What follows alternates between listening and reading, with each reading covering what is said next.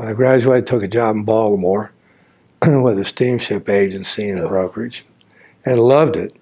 And then married a local girl, and I tried commuting for a while, but I was getting up to docks at 6:30 and 7 o'clock in the morning and getting home late. That didn't work very good.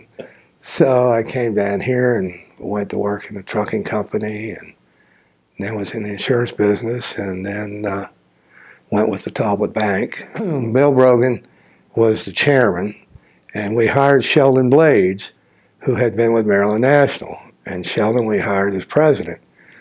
And when Sheldon retired in '88 as president, Bill Brogan said to me, he said, "Come on up, be president of the bank."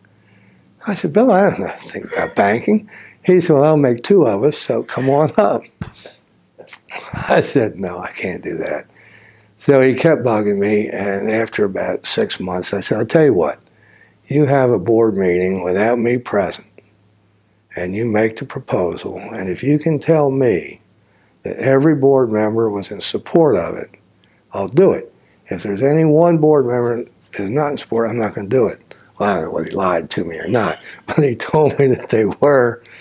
So I went up, and then Bill retired, and I took over as CEO. For some reason, and I can't really tell you what, I got involved in the local scene at a very early age.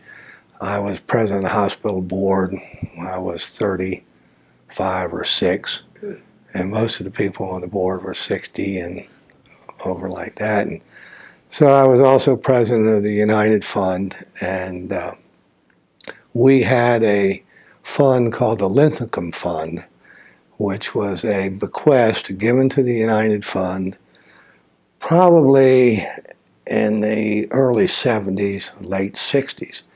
And in the trust agreement, it said at the end of 25 years, the corpus could be used to support Talbot County.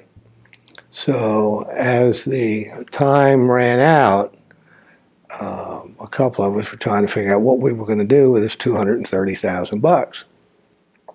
And Lloyd Beatty and Hugh Henry and Charlie Wheeler and myself got together, and Lloyd had some knowledge of a foundation down in Salisbury.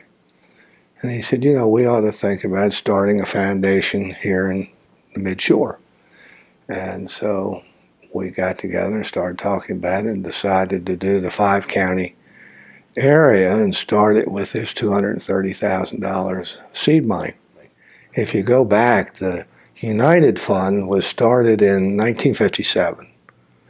And it was started by my father-in-law and a few others. And the obvious purpose of the United Fund was to stop all of the soliciting of the various charities and have one charity collect the money and then distribute it. Well, it worked for a while. It doesn't work anymore. There are so many charitable organizations that the United Fund can't support it all. Although they still, you know, in Talbot County raised $400,000 and spread it around. But back in the 70s and 80s, there was a group of men and women in Talbot County that if you wanted something done, you went to that group. And there were probably 12. And when the hospital, we had 2 fundraisers back in there in the 70s and 80s. And Hugh Henry chaired up one fund drive. I chaired up the other. He was special gifts chairman for me, and I was special gifts chairman for him.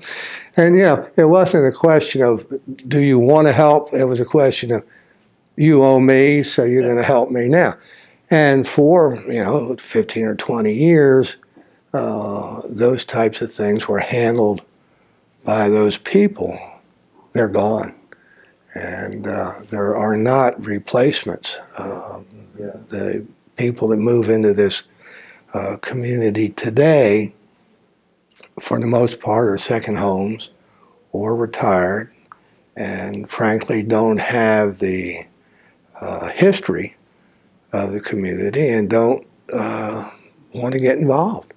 There's a tremendous amount of money that has moved in to the area, but to get to those people and get them to support what's going on is very, very difficult. Yeah. And it has changed. I used to be able to walk up the street here in Easton 15 or 20 years ago, and I knew everybody. And I knew every doctor on the hospital. I knew everybody belonged to the country club.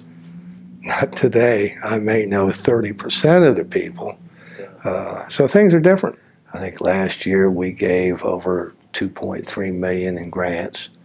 What we do for scholarships in this mid-shore is just fantastic. Yeah. And we just received a large gift from the Holt family in Caroline County. And a woman by the name of Roberta Holt died, and she left a number of millions of dollars to us, with her brother being an executor to her estate, and he came up with the idea of supporting this dual enrollment of students in the high schools in Caroline County and Chesapeake College. And we are expanding that dual enrollment plan throughout the 5 counties. And that's a huge, huge boon to Chesapeake College.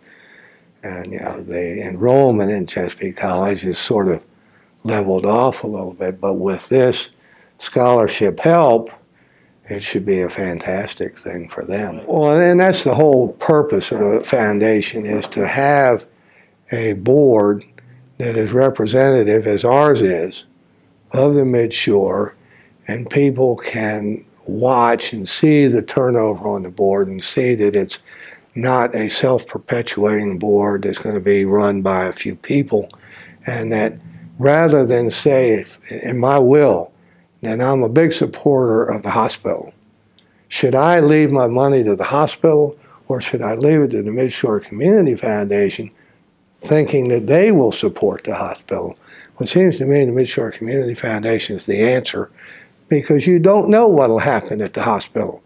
Will that be controlled by the state or by someone else, or any of the other charitable organizations? You know, the board of the Humane Society could all of a sudden become a little radical and do things that I might not like, but I've left them money. So that's the purpose of the foundation, to have over the years the money that I might leave to the community will be in the hands of people that we can trust and that we know will do what's right.